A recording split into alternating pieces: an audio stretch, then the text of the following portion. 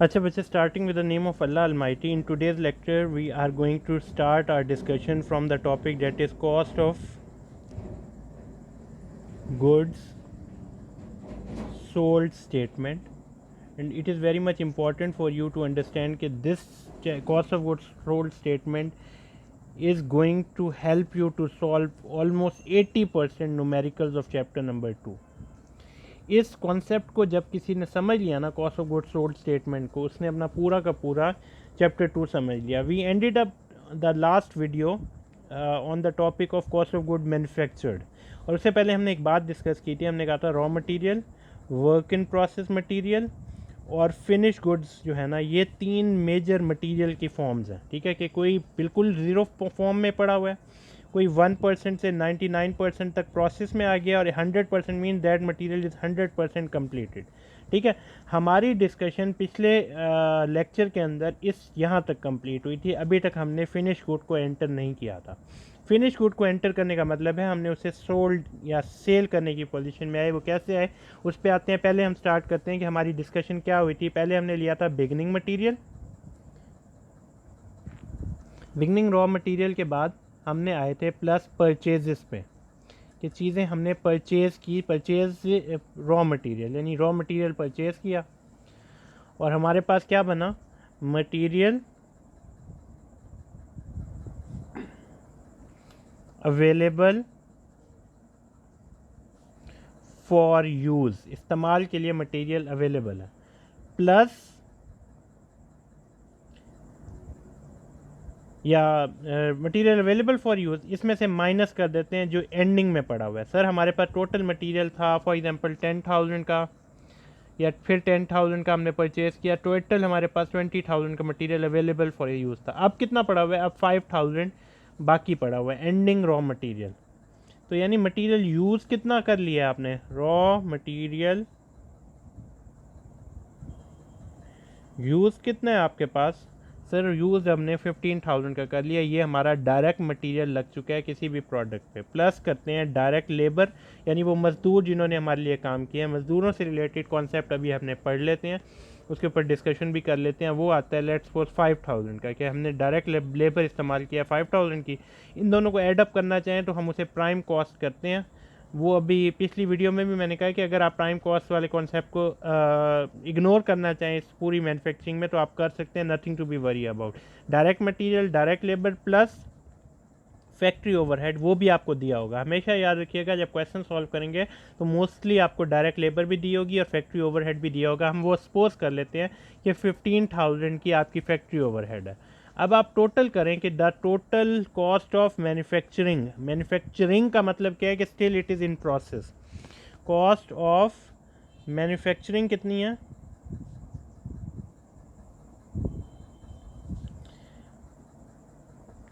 ये बन गई 35,000 की कॉस्ट. ठीक है, प्लस इसमें करते हैं beginning work in process material. जो वो बिगनिंग वर्किंग प्रोसेस मटेरियल जो है ना, वर्किंग प्रोसेस का मतलब इटसेल्फ क्या है, मैन्युफैक्चरिंग में है.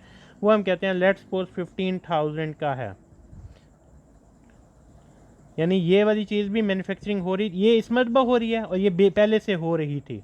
टोटल मिला के कितने की मैन्युफैक्चरिंग हो रही है, 50,000 की. इसकी हम एग्जांपल, इसका नाम क्या रखेंगे, कॉस्ट ऑफ गुड्स मैन्युफैक्चरिंग,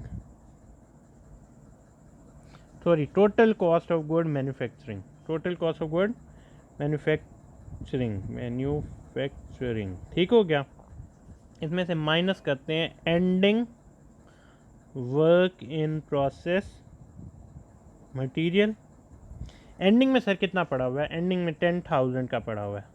तो यानी मैन्युफैक्चर्ड कितनी हो गई है, total cost of good manufactured, वो कितने की हो गई है, 40,000 की मैन्युफैक्चर्ड हो चुकी है. ठीक हो गया. अब यहाँ तक हमने अपनी पूरी डिस्कशन की थी लास्ट वीडियो में. अब हम बात करते हैं फिनिश गुड की और सोल्ड प्रोडक्ट की. कि सर वो जो तीसरी फॉर्म थी ना, यानी पिछला साल जब कंप्लीट हुआ था तब हमारे, ये मैन्युफैक्चर का मतलब क्या है, ये फिनिश गुड्स है. ये तब कंप्लीट 40,000 की फिनिश गुड्स आपके पास आ गई हैं. Plus beginning finished goods. शुरू में भी सर हमारे पास कुछ फिनिश्ड गुड्स बिगनिंग की पड़ी हुई थी, हम let's suppose that was of $20,000। हम इसका सम करते हैं और कहते हैं total cost of goods available for sale that is of $60,000। यानी टोटल कॉस्ट ऑफ मैन्युफैक्चरिंग 40,000 की, बिगनिंग फिनिश गुड्स 20,000 की। अब वो जो आपने मैन्युफैक्चर्ड की है, मतलब बना लिया, वो भी अवेलेबल फॉर सेल है, और जो पहले से बिगनिंग पड़ी थी तो वो भी अवेलेबल फॉर सेल है। तो total cost of goods available for sale कितने की है? 60,000 की। इसमें से माइनस करते हैं एंडिंग फिनिश्ड गुड्स। एंडिंग में फिनिश गुड्स कितने की पड़ी हुई हैं वो आप लेट्स सपोज 20,000 की अभी भी फिनिश गुड्स आपके पास पड़ी हैं। तो बाकी 40,000 क्या है? Date is the cost of goods sold. आपकी जो गुड्स सेल हो चुकी है, सोल्ड हो चुकी है, डेट इज़ 40,000। आपने इस टोटल अवेलेबल में से इतनी बाकी पड़ी हुई है, यानी इतनी सेल हो चुकी है। Date is the basic, that is your total cost of goods sold statement. इस cost of goods sold statement को जिसने कर लिया उसने समझे कि अपने 80% न्यूमेरिकल्स को अंडरस्टैंड कर लिया चैप्टर 2 से। इसके बाद जो हमारा नेक्स्ट टॉपिक है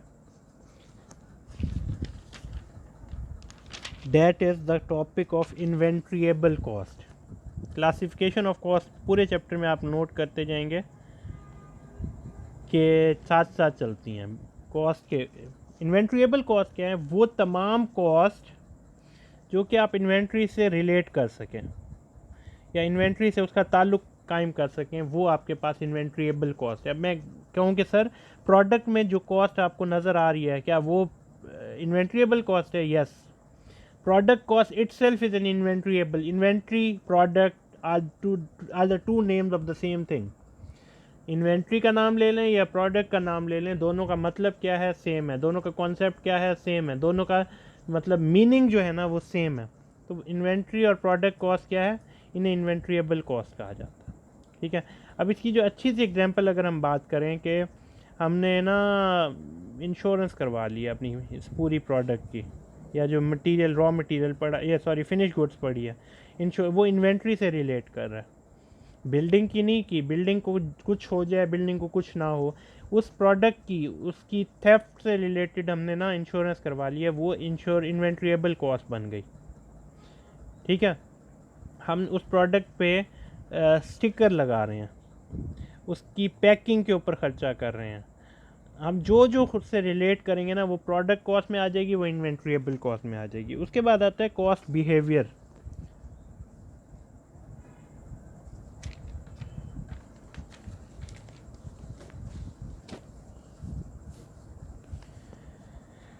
classification of cost on the basis of behaviour. Behaviour की फॉर्म में कॉस्ट की क्लासिफिकेशन क्या है?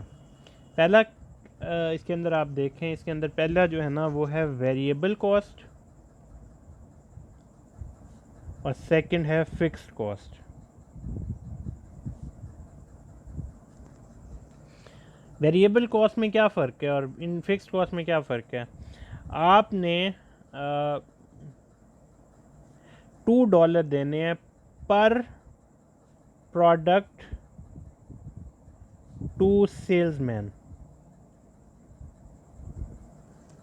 $2 पर प्रोडक्ट टू सेल्समैन, यानी हर बंदे को $2 देना है जितनी प्रोडक्ट वो सेल करेगा। वो 10,000 करेगा तो उसे 20,000 मिल जाएंगे, वो 20,000 करेगा तो उसे 40,000 मिल जाएंगे। आपको सेल्समैन को जो पे करना पड़ रहा है 40,000 पे करना पड़ रहा है, वो पर प्रोडक्ट है।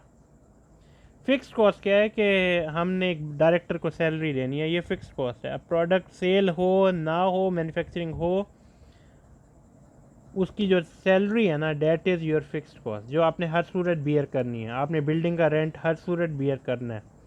आप उस बिल्डिंग में प्रोडक्शन करें ना करें, आपने क्या कहते हैं इंश्योरेंस जो बिल्डिंग की पे करनी है वो पे करनी है। आपने ये नहीं कहना कि सर इस साल हमने ना बिल्डिंग में मैन्युफैक्चरिंग नहीं की, इसकी इंश्योरेंस हम नहीं भरते। नो, यू हैव टू पे दैट अमाउंट। ठीक है, ये आपके कॉस्ट बिहेवियर के ऊपर इसकी क्लासिफिकेशन आ गई। Later we have the concept of direct cost and the indirect cost. We have already discussed the concept of direct cost. No, we didn't discuss the concept of direct cost. We somehow discussed the concept of direct material and direct labor. तो direct material and direct labor के अंदर जो direct का concept है ना, कि जो कि आपकी किसी भी एक्टिविटी में डायरेक्टली इन्वॉल्व हो, मैन्युफैक्चरिंग की एक्टिविटी में मटेरियल डायरेक्टली इन्वॉल्व हो रहा होता है, लेबर डायरेक्टली इन्वॉल्व हो रही होती है। तो उन दोनों को हम क्या करते हैं, मैन्युफैक्चरिंग की एक्टिविटी में direct material direct labour directly involve हो रहे होते हैं, तो अब उन्हें हम क्या नाम दे रहे होते हैं, इन्हें डायरेक्ट कॉस्ट का नाम दे रहे होते हैं। उसके बाद आता है कॉन्सेप्ट इनडायरेक्ट कॉस्ट का, वो कॉस्ट जो कि इनडायरेक्टली आप बियर करते हैं। अब इसमें जो सुपरवाइज़र की सैलरी है वो आप एग्जाम्पल के तौर पे कोट कर सकते हैं, डायरेक्टर की सैलरी है उसे आप एग्जाम्पल के तौर पे कोट कर सकते हैं। या तमाम के तमाम खर्चे फैक्ट्री से रिलेटेड, जैसे कि अभी हम यहाँ पे फिक्स कॉस्ट में रेंट, इंश्योरेंस, डायरेक्टर सैलरी, ये क्या है, these are the indirect cost. मतलब ये हमारी प्रोडक्ट में डायरेक्टली इन्वॉल्व नहीं है, लेकिन they are the part of, they are certain, they are the cost as well. ये कॉस्ट की एक टाइप है। ठीक हो गया। इसके बाद आपका पेज ये हमारी डिस्कशन अब तक हुई है पेज 51 तक। इसके बाद हमारे पास और डिस्कशन आती है अपॉर्चुनिटी कॉस्ट में। ये बच्चों को वैसे ही आता होगा। अपॉर्चुनिटी कॉस्ट के अंदर जब भी हम बात करेंगे, हमने एक बात जहन में रखनी है कि अपॉर्चुनिटी कॉस्ट क्या है, कि I have a product, I have B product, B का है $2 $20, बी ए का है $20, बी का है $30। मैंने 30 लिया तो अपॉर्चुनिटी कॉस्ट 20 आएगी, मैंने 20 लिया तो अपॉर्चुनिटी कॉस्ट 30 आएगी। मैं एक प्रोडक्ट परचेज करता हूँ तो $30 में इज़ माई अपॉर्चुनिटी कॉस्ट। अगर मैं बी प्रोडक्ट परचेज करता हूँ तो $20 is my opportunity cost. This is the major concept of opportunity cost. ठीक है। उसके बाद मैं कॉन्सेप्ट डिस्कस करता हूँ संक कॉस्ट, जिसे हम आसान लफ्ज़ों में कहते हैं irrecoverable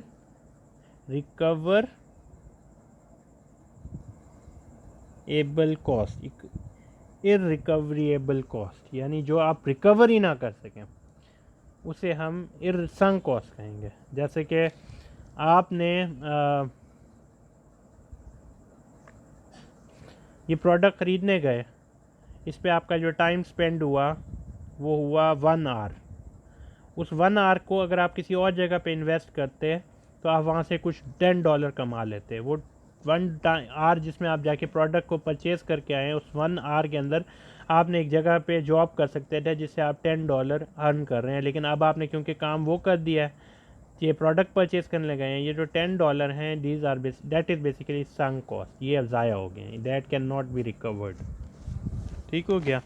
that is basically the end of the chapter discussion, but still we have another topic from the same chapter, and that is present on page number 74। अब यहाँ पे कुछ बच्चों को नहीं मिल रहा होगा, तो मैंने इसलिए पेज नंबर 74 बता दिया आपकी बुक का।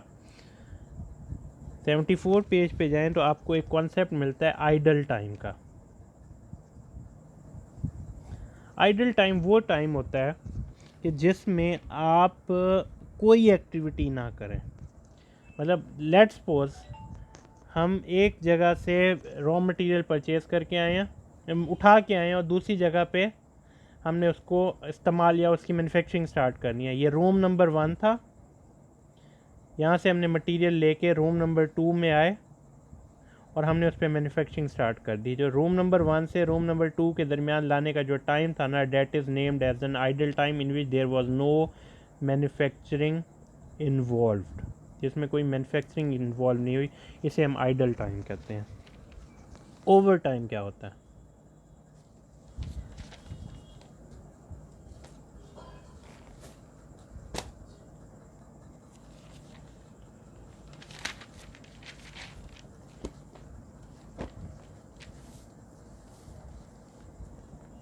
ओवर टाइम का मतलब क्या है, 9 to 5 अगर हमारे जॉब टाइमिंग है और हम 6 to 10 काम कर रहे हैं, मतलब 5 बजे के बाद 6 बजे तक बैठा, या यूँ सॉरी 6 नहीं कहना चाहिए, 5 to 10 हम और भी बैठते हैं, हम 5 घंटे एक्स्ट्रा काम करते हैं,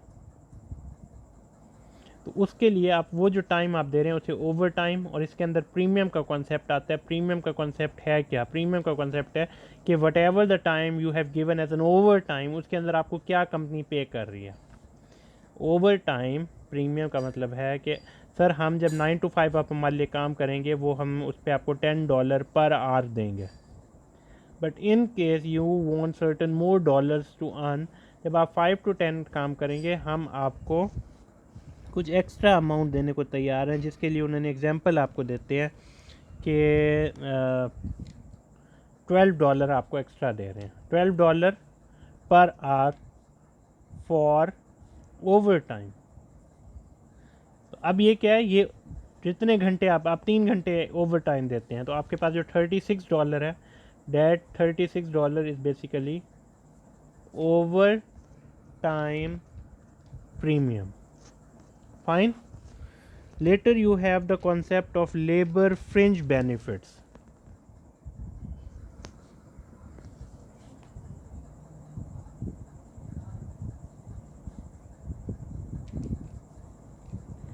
लेबर फ्रिंज बेनिफिट्स क्या होते हैं? वो तमाम के तमाम बेनिफिट्स जो कि आपको एम्प्लॉयमेंट रिलेटेड मिलते हैं, मतलब जिसमें हमारी जो एग्जांपल्स हैं, सोशल सिक्योरिटी,